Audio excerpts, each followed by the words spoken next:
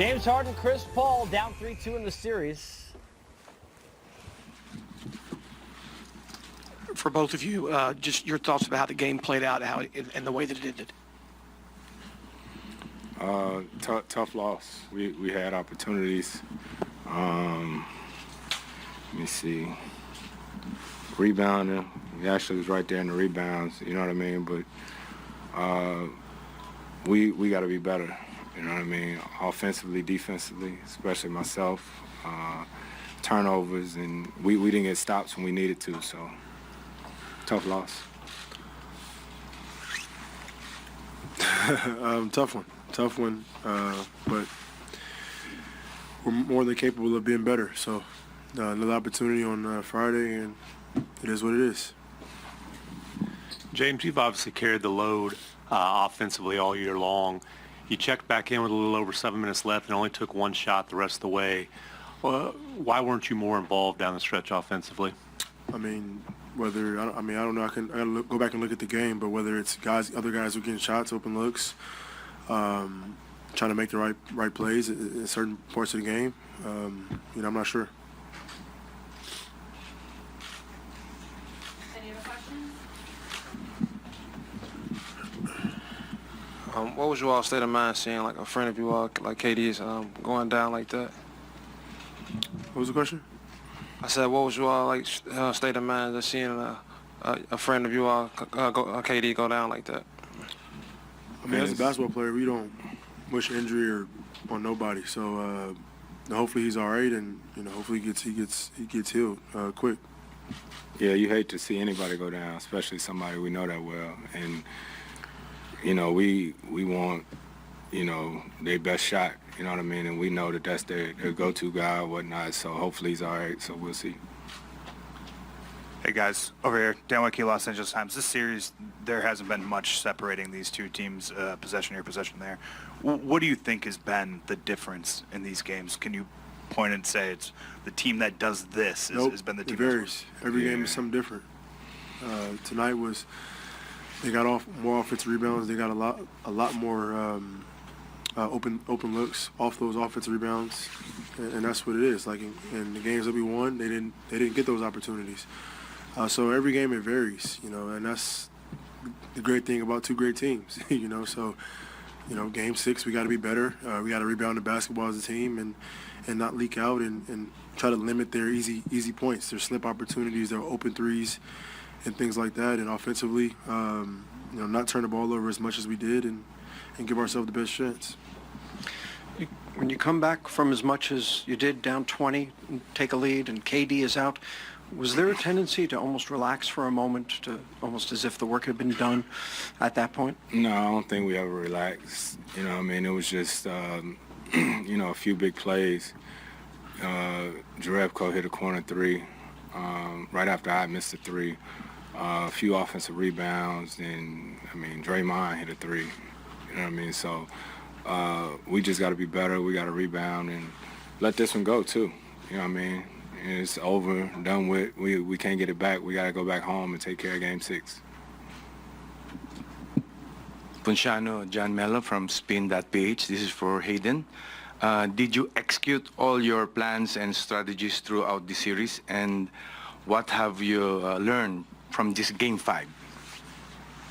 For Hayden. Who? Again, my question. Who's it for? Did you execute all your plans and strategies throughout the series? And what have you learned from this Game 5? It's for me? Yeah, for you.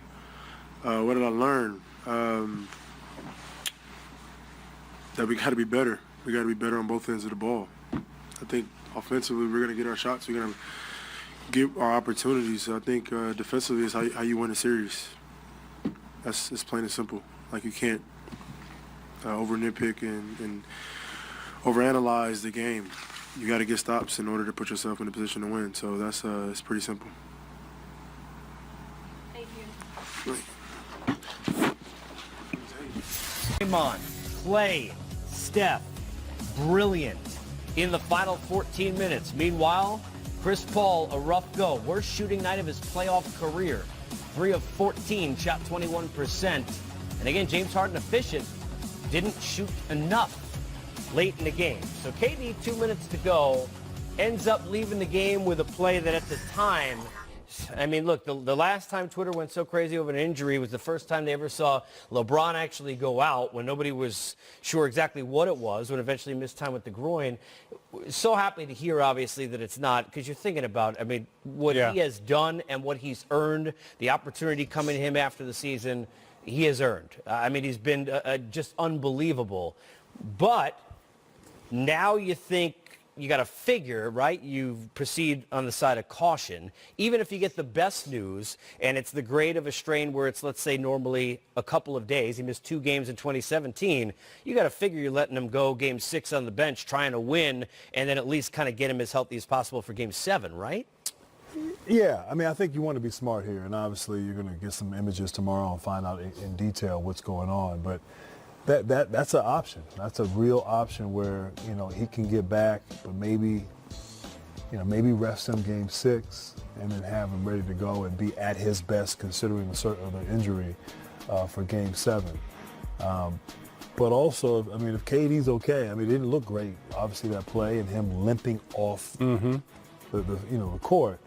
A lot can and will happen. I mean, obviously, if he's healthy, he gets better, he wants to play. I mean, maybe they let him play. But I think as an organization, I would really consider sitting him out game 6 and hoping that enough time will elapse where you can get him right for a potential game 7. Yeah, everybody plays doctor when they get in these situations. I'm not going to do that. There's a doctor in my family, it's a psychologist, not that kind of doctor, and it's definitely not me.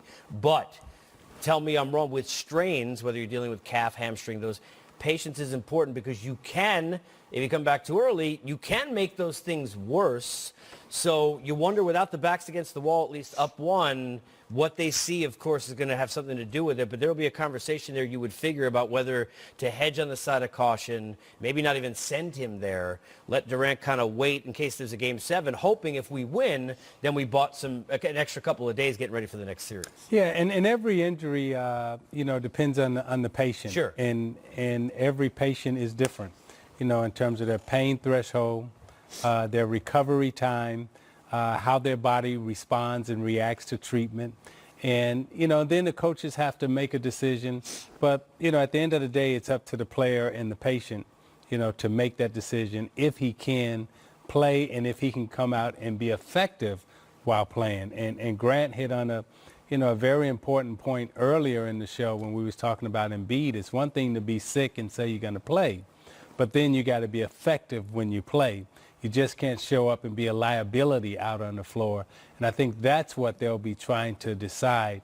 If he can play, and if he can play, will he be a liability, or will you go out and play and be able to perform and help the team win? If he does not play, I think a good question was asked when you get to the presser, because look, the depth of this team is not what it used to be. The bench is not used the way it used to be. Kevon Looney gave you really good minutes. You're going to see some of him. Livingston played 13 minutes tonight. You saw a little Jerebko, but you do wonder, how do you manage, right, if you're Steve, the rotation, if there's no Durant, because you're going to really need to max out what you can from Curry, Clay, and Draymond. But they're going to need some help. They're going to need a breather here and there. Who he uses and how, going to be interesting decision-making and chess match if there's no Durant in Game 6. No question, and it's a tough situation for Steve Kerr and the Golden State Warriors. During this title, or this dynasty, if you will, all these title runs that they've had, the 3 championships. This is probably the weakest bench that they've had. Yes. And so it's put so much on the starters. But, he's going to have to be creative, and I think keeping 1 or 2 of them on the court at all times is essential, because at home, Houston is a dangerous team, a team that can get hot, go on a spurt. So you have to have your core guys there on the floor, or at least 1 or 2 of them, worst case scenario, as much as possible. Also, I think sometimes now, it can work either way. It can work, in your favor or not. But now okay, Durant's not going to be there. The other guys, have to step up. And at different times they've played. Now they, in your favor or not. But now okay, Durant's not going to be there. The other guys, have to step up. And at different times they've played. Now they're not going to be outside of who they are. But it's going to be a collective effort. And collectively they did what they had to do. Draymond, Steph, Clay hit some big shots, but collectively stepped their game up to elevate their team. And that's not going to change at all. It's not going to be one person or one reserve player off the bench. It's going to be the whole group, the whole unit. What I liked was the defense. I mean, Yes. I thought, holding this Rockets team to under 100 points, a team that's more than capable of putting up a lot of points, was impressive. So that defensive effort is going to need to be there for Game 6. too. Rockets, on the road harder sometimes to make shots than at home. Eric Gordon, who's been great in this series, did not shoot very well, although he did hit the big three we showed in the highlight. Here he is after the close loss on the road tonight. I know everybody, when Katie went out, people think we have all the opportunity in the world to win, but we gave ourselves a chance, but throughout the whole game, we let them get way too many offensive rebounds. And, which you can't give that many possessions to a team like that. And down the stretch, you got to give them credit. They knocked down tough shots. Drebko came in and hit a three. Draymond hit a three. And then the offensive rebounds just fueled them even more. So that's something that we can be correct. That's something we can correct, and just got to be better next game. Eric, how did you come back from 20 down? What were the things that enabled you to do that?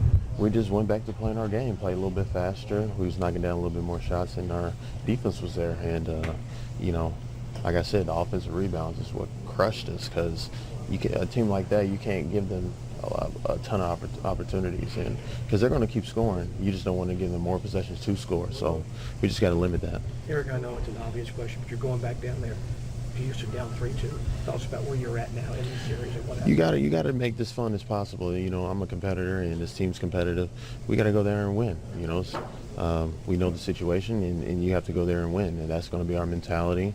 We've always done well at home, and we just have to keep it that way. Is there any different kind of approach or mindset when you're down in this situation, or you can't go that route? No, I like our approach. Next game we just got to have a good start, better start, and